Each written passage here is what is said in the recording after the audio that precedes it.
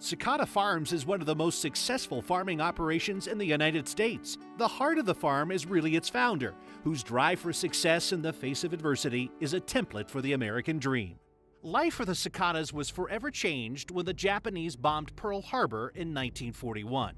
That was probably the most concerning and embarrassing thing that I've gone through throughout my life. The Sakatas were sent to live in an internment camp in Utah. Joanna Sakata was born in Brighton in 1935. We've been married about 60 years, but I count it as 120 because we've been with each other 24/7. When it's a free nation, well, I've learned that if you worked harder, studied harder, you can get ahead. That was the blessing I took advantage of in the United States. This is a Colorado Business Hall of Fame Spotlight presented by Plant Moran. They're very friendly, they're very humble, even though they're farming over 3,000 acres of ground out there, high-value land. Located in downtown Brighton, Sakata Farms is one of the most successful farming operations in the United States. Known for legendary sweet corn, the heart of the farm is really its founder, whose drive for success in the face of adversity is a template for the American dream. The youngest of four, Bob Sakata was born in 1926 in San Jose, California. My dad had a little truck garden farm in a little town called Alvarado, California. My mother caught pneumonia, and without penicillin then, why, she didn't recover, and she passed away when I was 6 years old. Life for the Sakatas was forever changed when the Japanese bombed Pearl Harbor in 1941. It was probably the most concerning and embarrassing thing that I've gone through throughout my life. The Sakatas were sent to live in an internment camp in Utah. We were allowed to carry one suitcase, and the bus took us to the Tanforan racetrack because the permanent internment camp was being built and was not finished.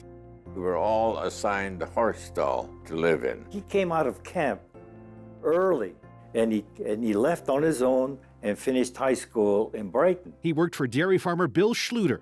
He called me into his home for dinner and said, "I bought you a 40-acre farm. Call your family to Colorado."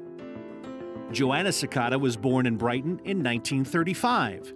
And I saw this beautiful young girl out in the field every day. We've been married about 60 years, but I count it as 120 because we've been with each other 24/7. They work as a team. It's a marvelous one.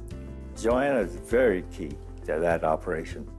And he and Joanna, when they sold that little plot, could easily have just taken the money and sort of semi-retired or something. But instead, they traded up for land and got more farms.